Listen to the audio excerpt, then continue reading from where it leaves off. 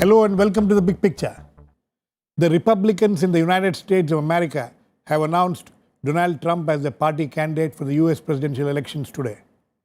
The announcement came about at the Republican convention in Cleveland. This brings to an end one of the most tumultuous primary seasons in America.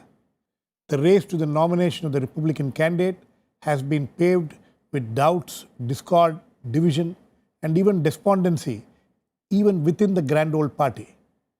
Trump has been one of the most divisive figures to have succeeded in getting nominated from a major political party in US.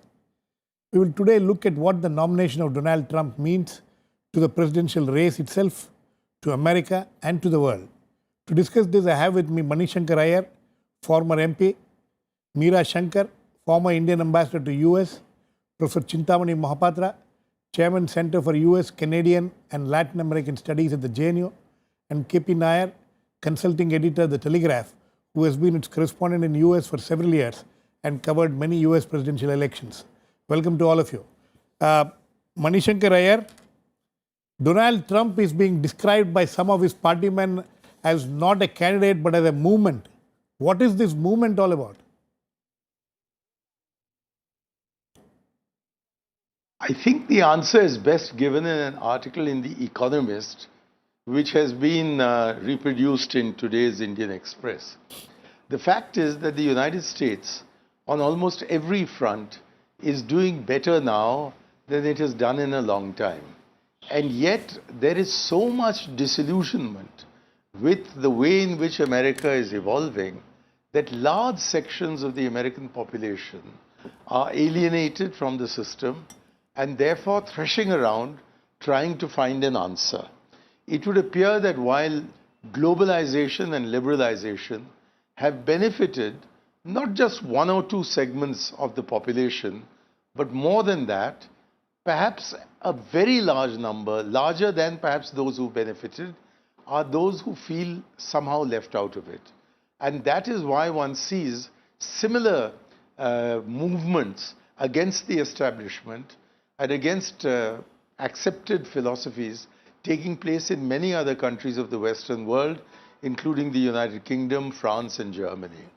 Now, in these circumstances, to have a man who is willing to voice the discontent of the people but doesn't seem to have any constructive answers is certainly dangerous for the United States, most dangerous of all for the Republican Party and its future. But both the Republicans and the Democrats have in the past been confronted with candidates who represented extreme views but were rejected, and then the party came back to the mainstream, but with some changes caused by these people on the extremes to their fundamental philosophy and the manner in which they elaborated their programs. So while it is a disaster, at least for the moment, for the Republican Party, and a potential disaster for the United States of America, I think it's highly unlikely that he will actually get elected. Okay. But again, The Economist cautions us that the general opinion was that there was only a 3 in 10 chance of Brexit taking place, and yet it did take place. Exactly. And it seems that now there is only a 3 in 10 chance of Trump winning the presidential contest. But if he did, then I'm afraid not only the rest of the world, but India too would have to very carefully watch as to whether the America with whom we've been trying to get closer over the last 3 or 4 presidencies is the America we would wish to join under Donald Trump. Okay, you have given a good starting point there. Mani Shankar, what Mani Shankar talks about, the alienation, is this an anti-establishment mood prevailing which has brought in Donald Trump as a candidate? Yes, I think that there is a growing lack of trust in institutions flowing from the financial crisis of 2008, when the biggest banks, biggest companies who were supposed to be rock solid suddenly collapsed, virtually bringing down the system with it, and the fact that nobody had been able to predict it in advance or caution against it. And secondly, this sense that globalization and liberalization together have squeezed the middle class. Therefore, the American dream, that each successive generation will have Improve. a better style or a better standard of living than the previous generation, is no longer true. You see the top 1%, accounting for more and more of the GDP and profits in these countries, and the lower half finding their wages squeezed. So you see a diminishing middle class, and that is reflected in this lack of trust in conventional politics and a search for radical solutions outside the mainstream of politics. That's very interesting. But Professor Mahapatra, is this the man who can represent that? Here is a man who is a capitalist to the core, and here are these people who, as Mani Shankar and both Mani Shankar Iyer talks about, they're squeezed out of the system, and they are depending on this man. How has he become there? I have a slightly different opinion on this. At the moment, the election is not national election. It is within the two political Correct. parties. One political outsider, Donald Trump, somehow he is the winner. In spite of all the odds, in spite of all the controversies, in spite of all the statements he has been making, he is the winner. We have to accept it. If you see the other side, the Democratic Party, a large number of voters of the Democratic Party supported a figure who is part of the establishment. Exactly. That is Hillary Clinton. So let us not generalize at the moment. After the election, of course, we can make. No, but Bernie Sanders also represented something different. Not the as far as the establishment. Democrat is. He couldn't make it, but there were large. He's shaping the Democratic platform. Exactly. To some And extent. finally, he failed. Just like there were 16 candidates of the Republican Party. Even people thought that Jeb Bush would somehow make it because he belongs to a big political family. Right. But that did not happen. In this case, Bernie Sanders gave a very big fight to Hillary Clinton, but ultimately Hillary Clinton won. So at the time, things are transitory. We cannot have a definite answer about the mood of the American people. Now, in the past, there was a great recession.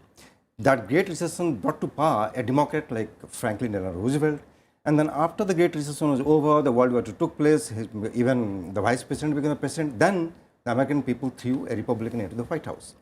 Now, Barack Obama came to power when the great recession, not the depression, began. 8 years has passed. Now let us see whether they are going to elect a America is Democrat. supposed to be doing well, much better than what it had done for a long time. It is very relative. This is not the first time the United States is facing such a problem. There have been ups and downs of this kind throughout American history. So this is nothing new. We have to watch and see what is going to happen. KP? So, what does he represent? Whom is he representing? My question which I asked Chintamani Mahapatra also. Whom is he representing? Is he representing that squeezed out middle class? Well, after he declared his candidacy, while building up his campaign, although he took very firm positions on Islam and immigration and all that, he has tried to be all things to all people. But the point I want to make is related to the convention, this great circus that goes on every 4 years, you see.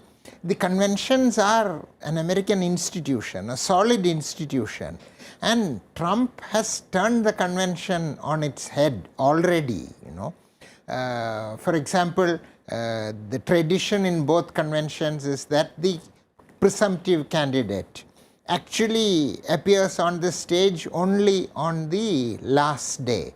But he was there the first day to introduce his wife. Then second day today he is going to speak by video from Trump Tower. Tomorrow he will be there, and then Thursday again he will be there. But not just that, the star primetime speaker on Monday was Melania Trump. Today is Donald Trump. She got into controversy. Yeah, Donald Trump Jr.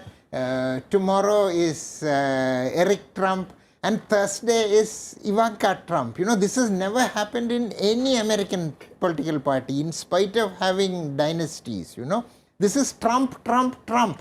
And I don't know if those of you who saw his appearance yesterday, You know, he's copied the way Beyonce, the singer, appears on the stage.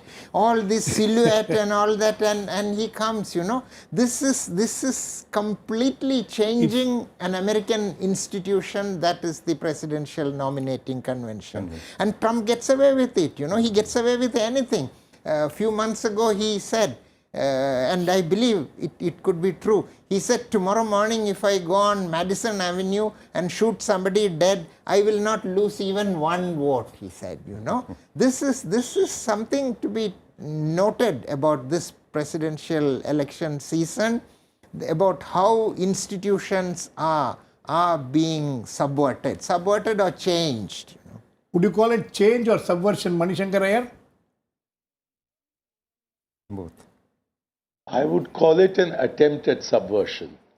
The fact is that it matters less whether Trump is named as the presidential candidate or he actually becomes the president, than the fact that he is in the race is reflecting the opinions of a very large number of Republican supporters and will then push the president, whether it's himself or Clinton, more in the direction of Trumpism than in the direction of liberal traditions of the United States of America. We saw this with Barry Goldwater, who was totally decimated by Lyndon Johnson in the 1964 election. Because of the stand that he had taken on Vietnam, Lyndon Johnson's term was marked largely by a greater and greater and deeper involvement of the American military in Vietnam affairs.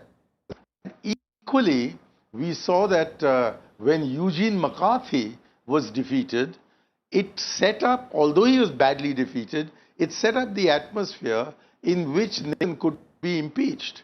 So therefore, these people on the fringe, including Bernie Sanders against Hillary Clinton, although lose, they leave an impact on the program for the future. And everything that Trump stands for is negative and therefore is going to have an adverse impact on what might otherwise have been President Hillary Clinton's program. Okay. Mani Shankar, you know, that's an interesting thing, which he talks about what kind of an impact he will have, win or lose, even after the elections. But before that, before we go, to that extent, the fact that there are so many Republicans who are not very comfortable with him, even today, even after him being nominated, how is it going to affect his, race now from here to the actual elections?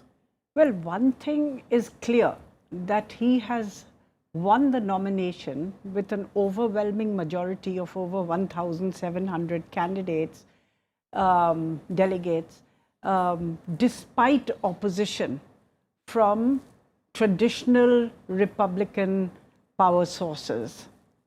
At the convention itself, the Bushes were not present. Exactly. Governor John Kasich of Ohio, the state in which the conclave Convention took is taking place.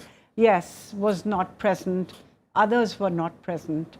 So clearly the Republican Party is divided, but Trump has shown an ability to appeal over the heads of the party. So I'm not sure that the opposition of the traditional Republican, powers will impact Trump's campaign. It may impact in terms of finances, because he has upended in several cases the Republicans' traditional positions. For instance, on trade, it used to be that the Republican Party was the party of free trade.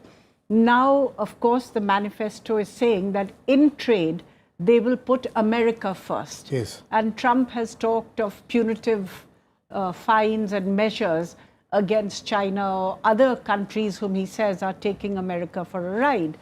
The Republican Party has accepted Trump's proposal for building a wall on the Mexican border. Yeah. They have said that they will withdraw from the Paris Convention. So while that is traditional, they've not really been believers. They've been climate change, deniers. On trade, on lower taxes, and so on, Trump's position has not on actually being cautious on military intervention. And it's also said that he's quite vague in some of the promises. He has not been in line with traditional Republican Party positions, and on some social issues, he has been, before he kind of fudged his position, much more to the middle, on abortion, gay rights and all that. He has been much more to the middle and not much of a churchgoer at all. So in many cases, he doesn't really fit the conservative wing of the party. But he has shown this ability to appeal and to take the party along with him willy-nilly. Mr. Iyer, would you like to respond to that? How is he going to manage in this kind of a situation where he finds a majority of the senior Republicans not really backing him? This is not the first time this has happened. A majority of the seniors in the Republican Party didn't want Barry Goldwater, and an overwhelming majority of the senior Democrats didn't want Eugene McCarthy.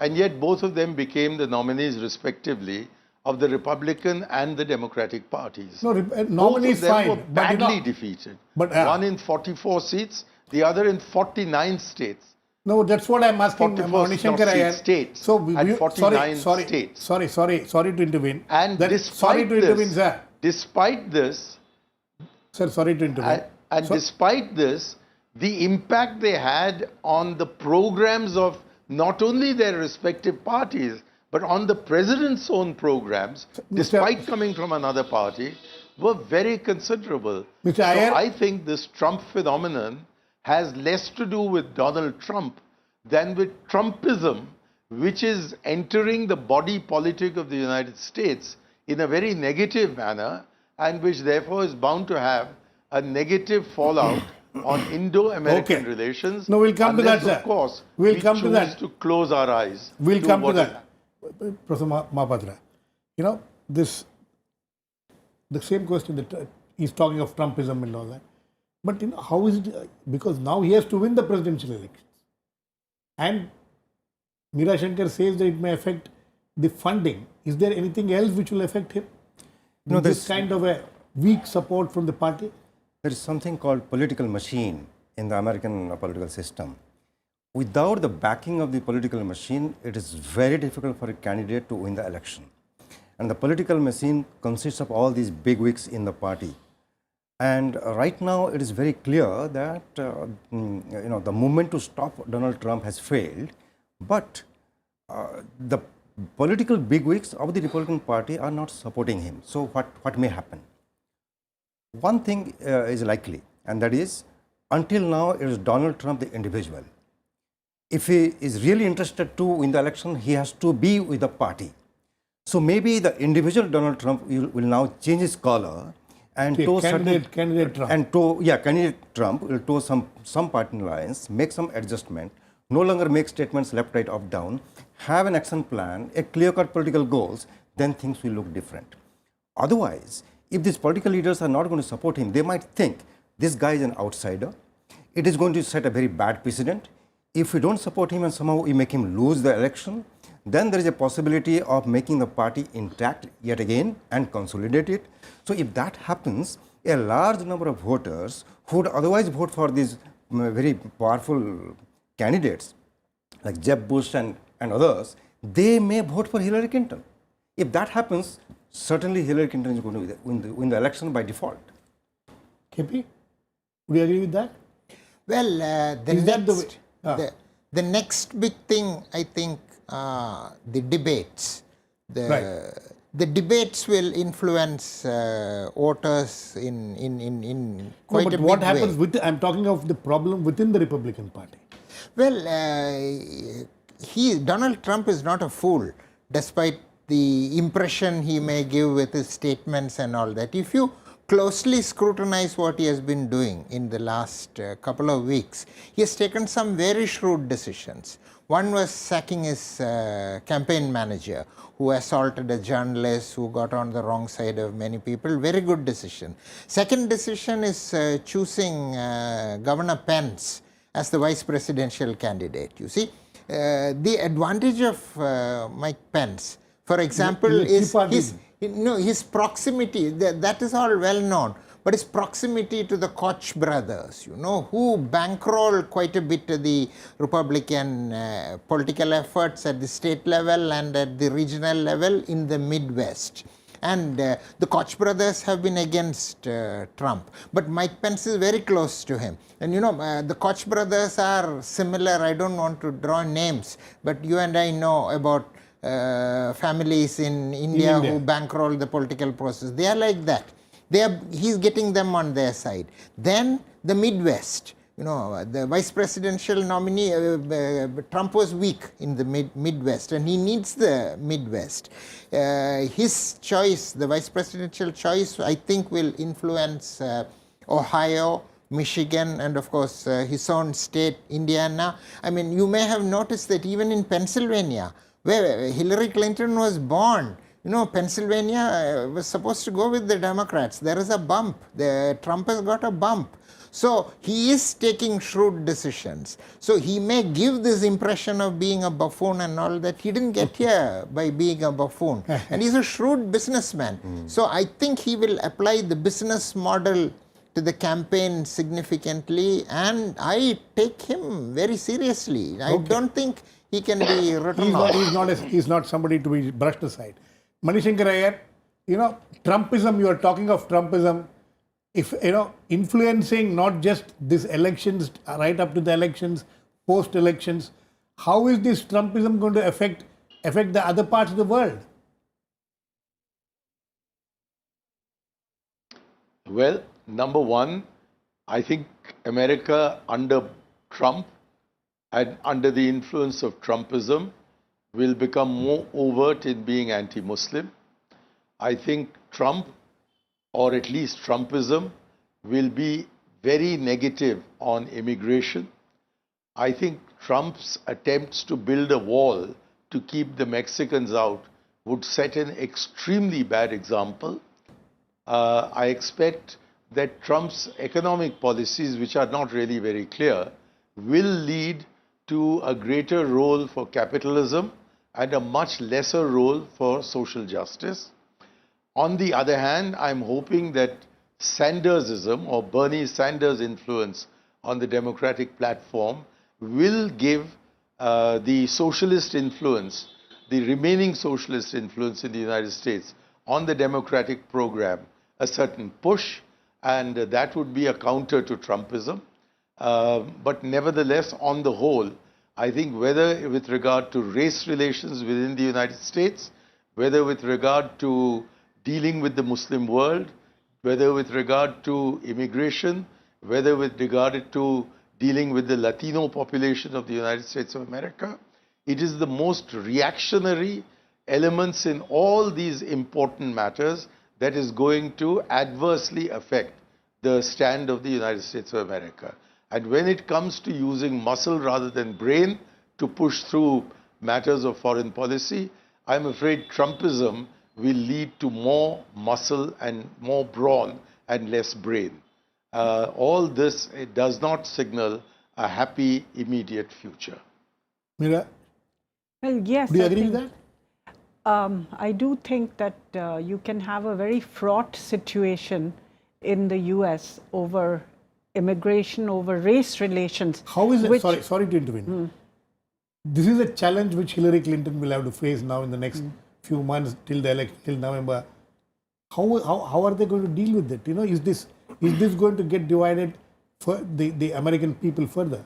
Well, it's like this. You see that America has become more diverse than it used to be. If you look at the electoral base which brought President Obama to power, it was a coalition of African Americans, Hispanics, Asians, women, and youth.